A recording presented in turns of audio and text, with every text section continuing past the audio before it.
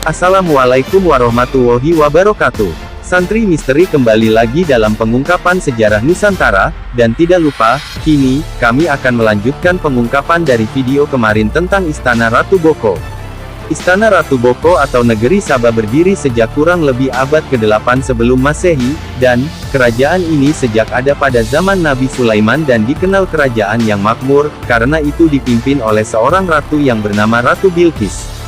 Meskipun kerajaannya begitu makmur, ternyata, mereka sekelompok kerajaan penyembah matahari, karena itu, Nabi Sulaiman memerintahkan para pasukan dari golongan jin untuk memindahkan istana Ratu Boko dan dirubahnya. Namun, di dalam Al-Quran dijelaskan tentang negeri Saba. Berkata Sulaiman kepada pembesar-pembesarnya, "Hai pembesar-pembesar, siapakah di antaramu yang sanggup membawa singgasana Bilqis kepadaku, sebelum mereka datang kepadaku sebagai muslim?" Berkata Ifrit dari bangsa jin, "Aku sanggup membawanya kepada Baginda sebelum Baginda pergi dari persidangan ini. Sesungguhnya, aku cukup mampu berbuat demikian, lagi dipercaya." Berarti istana Ratu Boko ini dulunya nggak ada di situ, tapi dipindahkan ke situ. Berarti istana itu istananya sang ratu di tempat itu. Kenapa istana itu sampai dipindahkan ke situ? Terus yang memindahkan tadi siapa? Sulaiman menukas, "Berhasil, sebagai orang yang mempunyai ilmu dalam kitab, aku sanggup membawanya kepadamu dalam sekejap mata." Tatkala Sulaiman melihat singgasana itu terletak di hadapannya. Nah, simak terus pengungkapan kami, jangan kemana-mana, tetap di channel Santri Misteri. Assalamualaikum warahmatullahi wabarakatuh. Alhamdulillahirrabbilalamin. Wassalatu wassalam asrafil anbiya'i wal mursalin walhamdulillahirrabbilalamin. Allahumma sholli ala sayyidina Muhammad wa ala ali sayyidina Muhammad. Alhamdulillahirrabbilalamin. Terima kasih. Selamat berjumpa kembali dengan kami. Pada kesempatan kali ini, kami akan membawakan apa yang kami sampaikan di video kami sebelumnya. Di video kita yang sebelumnya, kita sudah menghadirkan salah satu penjaga dari Istana Boko. Di situ ada penjelasan bahwa ada lagi yang lebih mengetahui, lebih paham lagi tentang asal-muasal Istana Boko itu dari mana. Nah, kita kali ini akan mencoba mengundang atau menghadirkan ruh yang mengetahui tentang Istana Boko ini asal-muasalnya dari mana. Nah, biar nanti akan lebih jelas lagi tentang situs Ratu Boko, salah satu warisan dari kebudayaan Indonesia, kebudayaan Nusantara, yang selama ini mungkin banyak yang belum tahu, banyak yang belum paham. Dan nanti biar kita lebih jelas, lebih detail, langsung saja kita saksikan video ataupun mediumisasi yang akan kita lakukan kali ini. Jangan lupa untuk subscribe, like, dan komen, karena itu semua gratis. Dan di situ nanti bisa mendukung kita untuk bisa lebih mengembangkan, lebih bisa menguak tentang tempat-tempat bersejarah, biar tahu sejarah yang sesungguhnya, bukan hanya sekedar cerita atau sekedar kisah-kisah yang belum tentu kebenarannya. Kita akan mencoba menguak untuk menghadirkan sosok-sosok yang memang ikut andil berperan di tempat situs-situs itu. Langsung saja, biar tidak berlama-lama, kita ke mediumisasi.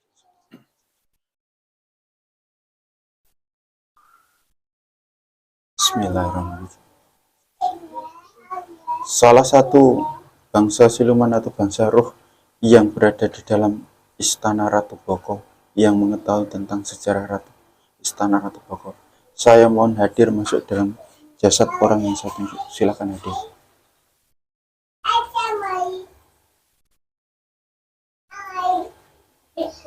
Penyusup dari dalam maupun dari luar semua terkunci, tidak bisa membongkar mediumisasi ini.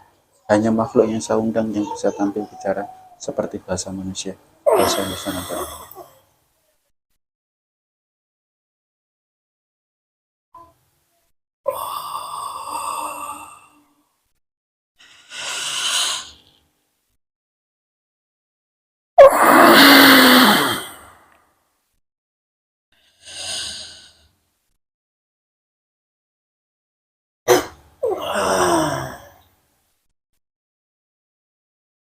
Ini dari bangsa maaf. Bangsa roh. Bangsa roh. Ya, Jenengan sebelum masuk ke dalam tubuh medium ini tadi dari mana? ya sebuah bangunan.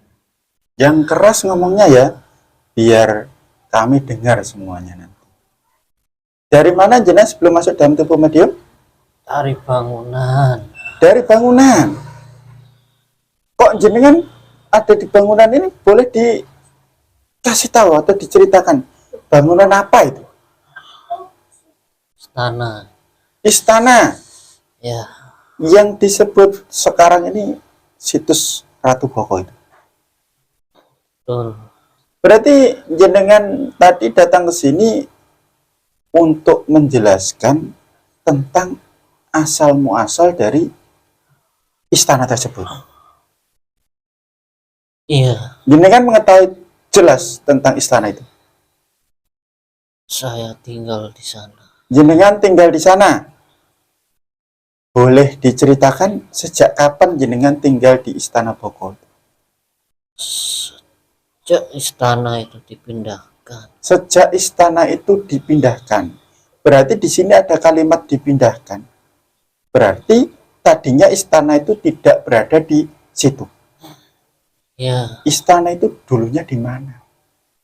wilayah timur Wilayah timur dari Jawa. Pulau Jawa. Ada yang memindahkan istana itu ke tempat itu. Kira-kira yang mampu memindahkan istana yang begitu besar dari timur Pulau Jawa ke tempat sekarang ini, siapa yang mempunyai kemampuan seperti itu? Seorang raja. Seorang raja. Ya, Sekarang gini, bolehkah saya mengetahui istana itu sebenarnya istananya siapa, dan seorang raja itu siapakah beliau yang mampu memindahkan istana tersebut?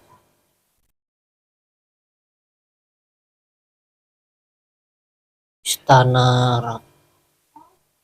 ratu kami. Seorang penguasa di wilayah timur Jawa.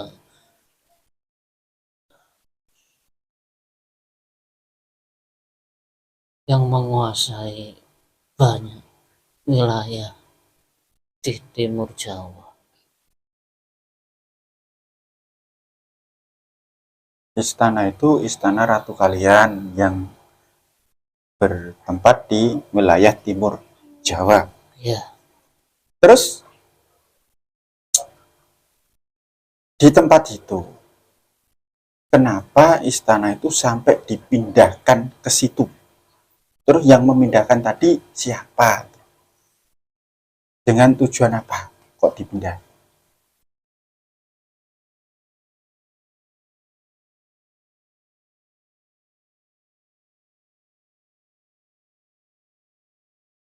dulu pada masa itu ada sebuah kerajaan yang tak jauh dari wilayah kami.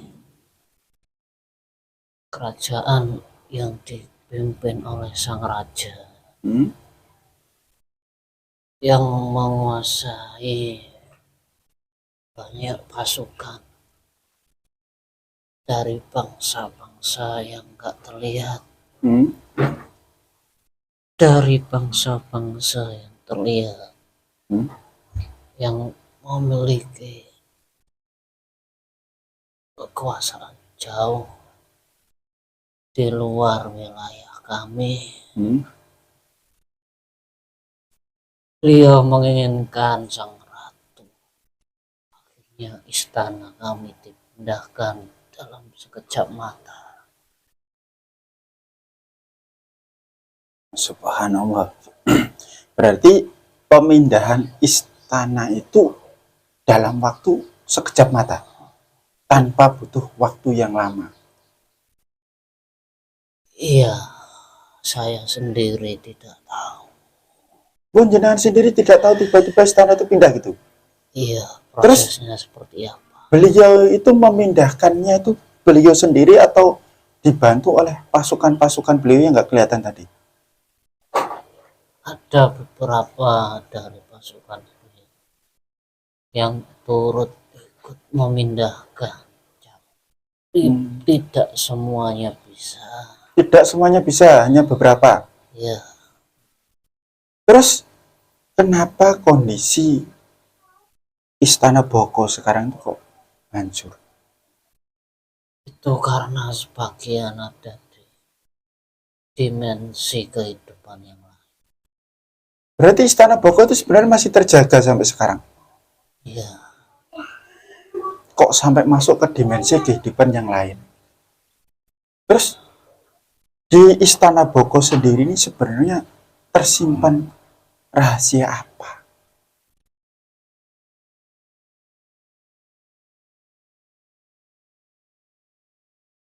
itu yang tahu hanya sang ratu saja.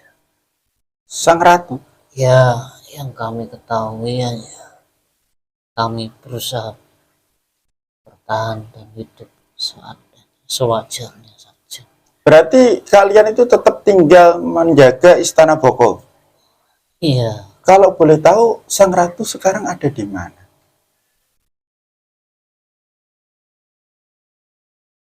sang ratu ada di atas. Sang Ratu sekarang ada di atas. Gini, kalian, sampeyan atau jenengan, kan berada di Istana Boko sejak Istana Boko dipindahkan oleh Sang Prabu ke sana. Berarti jenengan salah satu abdi dalam dari Sang Ratu. Nah, dari keberadaan jenengan di situ, jenengan pasti mengetahui banyak tentang apa saja yang Sang Raja lakukan. Karena jenengan kan mendampingi Sang Ratu terus. Jenengan pernah mendengar atau tidak kalau Sang Raja itu membuat suatu bangunan yang sangat besar yang zaman sekarang disebut oleh manusia sebuah candi Borobudur?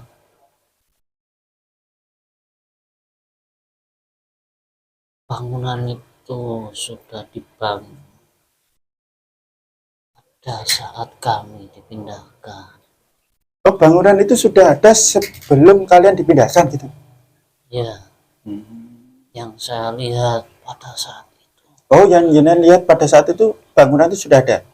bangunan itu sedang dilakukan Proses pembangunan? pemugaran dan pembenahan. Oh, dibenahi lagi gitu? Ya, Berarti bangunan itu memang sudah ada dari dulunya. dan Lah, sekarang ini jenengan kan udah, sekarang kan bangsa roh, bisa masuk ke dimensi sebelumnya lah mungkin. Sebenarnya bangunan yang disebut Candi Borobudur itu benar-benar peninggalan dari Sang Prabu, ataukah ada orang lain yang lebih dahulu membangun tempat itu? Atau Sang Prabu hanya meneruskan pemugaran aja? yang saya ketahui, bangunan itu terdiri dari beberapa susun dan lapisan. Yang kelihatan sekarang itu susunan paling atas atau gimana? Karena dari medium-medium yang kemarin saya coba itu, di situ dia bilang itu hanya atap. Iya, itu yang terluar. Ada lagi yang di dalam. Maksudnya di dalam gimana? Di dalam tanah atau di dalam bangunan yang disebut orang-orang candi ini? dalam bangunan dan di dalam tanah. Di dalam bangunan dan di dalam tanah itu masih ada lagi bangunan-bangunan lain. Iya, Nah, sekarang saya boleh bertanya lagi ya. Sebenarnya itu yang dimaksud candi itu, kalau candi itu kan tempat beribadatnya ini saudara-saudara kita yang beragamakan Hindu atau Buddha. Nah, yang disebut oleh orang sekarang Candi Borobudur itu dikatakan peninggalan dari apa namanya kerajaan Buddha, tempat beribadah orang Buddha. Menurut jenengan yang hidup di masa itu, benarkah itu peninggalan dari kerajaan Buddha atau sebuah tempat ibadah orang Buddha atau yang lain? tentunya itu adalah tempat sang raja menyampaikan ajarannya. Buddha dan Hindu itu jauh terlahir sesudah masa sang raja. Jadi hanya pemanfaatan saja. Berarti mereka itu mengklaim atau menyalahartikan sejarah itu. Tidak ada yang salah. Dan diaku sebagai peninggalan atau tempat beribadah orang Buddha itu, umat Buddha itu. Yang membuat dan yang menyimpulkan seperti itu kan hanya manusia. Oh, yang menyimpulkan hanya manusia itu sebenarnya cara cerita yang sesungguhnya agama Hindu sama agama Buddha itu sesudah bangunan itu terbangun jauh. Ya, Ya, berarti itu tempat sang raja membuat lukisan-lukisan di dinding itu adalah ajaran-ajaran beliau yang beliau ajarkan ke umatnya. iya, karena pada masa itu tidak semua manusia mengenal aksara dan tulisan. Dan yang menjadi umat dan kaum sang raja tidak hanya bangsa manusia. Jadi cara itu mungkin yang saya lihat yang paling mudah untuk dipahami dan diingat oleh pengikut sang raja. Ya, jadi masih banyak hal yang mungkin bisa saya ketahui dari cerita-cerita jenengan ini. Nah, di sini bolehkah saya mengetahui siapa nama jenengan? Dulu semasa hidup itu dipanggil siapa?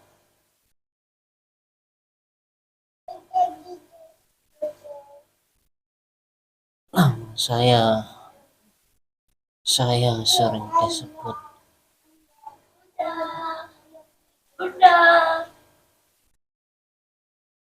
Bumi Prawija. Bumi Prawijaan. Ya, Ya. Terima kasih Ki Bumi Prawijaan.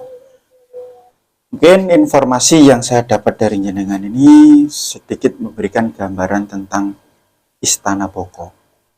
Nanti bolehkah saya mengundang jenengan lagi?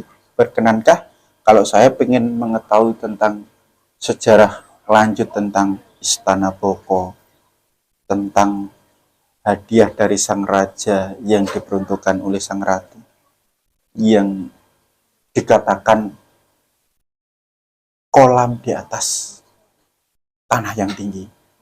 Jenengan mengetahui itu? iya, Ya, nanti kita akan kuak tentang hadiah sang raja buat sang ratu yang diminta sang ratu sebagai mahar pernikahan ya. Sebuah kolam di dataran tinggi. Ya, iya. monggo silahkan kembali dilanjutkan tugasnya.